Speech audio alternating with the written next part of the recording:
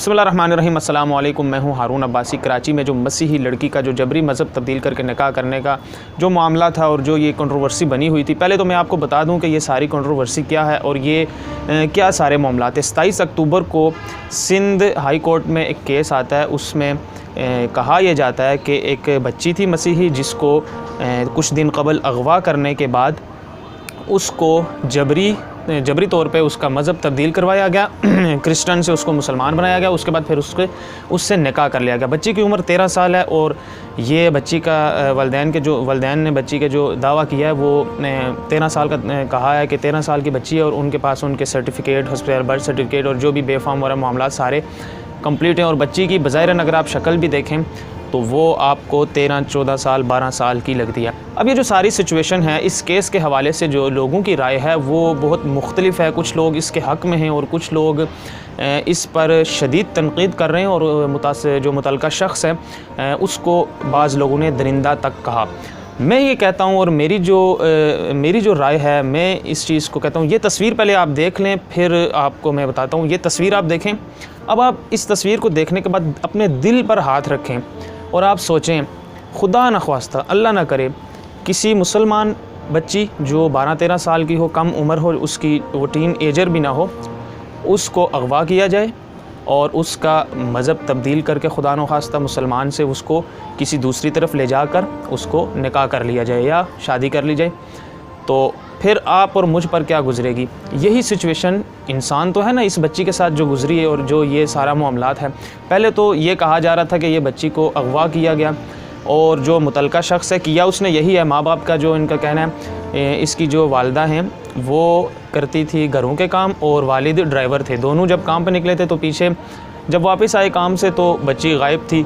और ये जो शख्स है जो बज़ाहिरन बूढ़ा है और यकीनन ये बूढ़ा ही है, लेकिन मैं भी इसको एक दरिंदा समझता हूँ और मैं इसके बारे में बड़ी सख्त और जो बड़ी दुख भरी और मैं सख्त किस्म की जो राय रखता हूँ। और मैं इसके बारे में कुछ इसको मैं ये नहीं कह सकता कि इसने ठीक किया या इस पर चुप रहना चाहिए, हरगिज़ नहीं।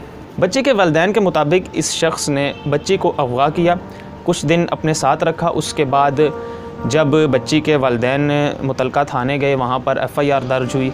तो उस FIR दर्ज होने के बाद पुलिस ने वालिदैन के साथ जो थोड़ा बहुत ताउन किया, उसके बाद पुलिस की तरफ से भी खामोशी हो गई। 4-5 दिन गुजर गए, आज 31 हो गई है, 27 को ये केस सामने आया। फिर पुलिस ने इनके माँ बाप को 2-3 कागज़ पकड़ा दिए कि बच्ची ने तो मज़हब तब्दील कर लिया और निकाह कर लिया।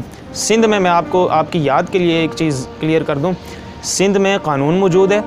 कम उम्री की जो शादियाँ होती हैं, मसीही हो, हिंदू हो, जो भी हो, मुसलमान की भी अगर कम उम्री में शादी होती है सिंध में, तो सिंध में ये कानून मौजूद है कि वहाँ पर ये इल्लीगल है और इस पर जुर्माना भी मौजूद है। हमारे यहाँ होता है ये, अफसोस से, बदकिस्मती कहेंगे इसे, कि हमारे यहाँ कानून मौजूद होता है और वो इंसिडेंट हो चुका होता है। उसके बाद फिर हमें याद आती है, ओहो इसका तो कानून भी मौजूद था। हमारे पास कानून सब मौजूद हैं, कानून को इम्प्लीमेंट करवाने वाला कोई सिस्टम ही नहीं है।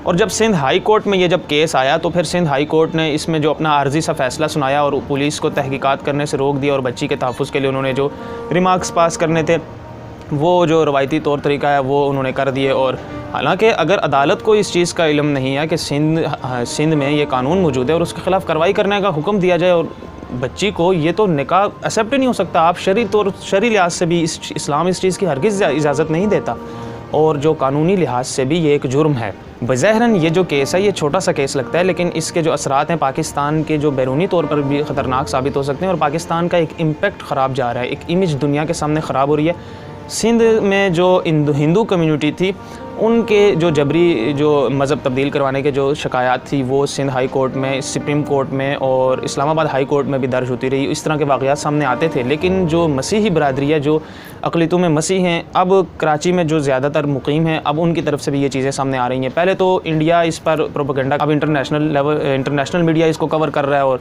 इंटरनेशनल मीडिया BBC ने इस पर रिपोर्ट जारी की और BBC ने इस पर तकरीबन 33-34 मिनट की जो प्रोग्राम है और जो इस पर डिबेट की है 34-35 मिनट की, और पाकिस्तान को उन्होंने टारगेट किया और पाकिस्तान के ख़िलाफ़ और पाकिस्तान के बारे में बहुत से सवाल हुए। यकीनन ये बहुत बुरी और दुख भरी ख़बर है और पाकिस्तान का भी इमेज इससे ख़राब हुआ है।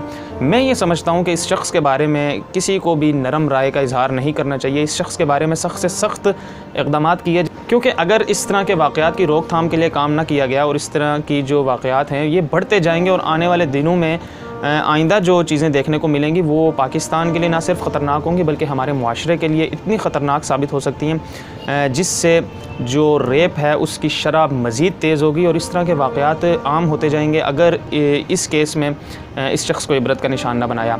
दुआ है अल्लाह ताला हम सब की हिफाजत फरमाए, खुदा हम सब का हामिर नासिर हो। मुझे अपनी दुआओं में याद रखें। अल्लाह हाफ़िज़।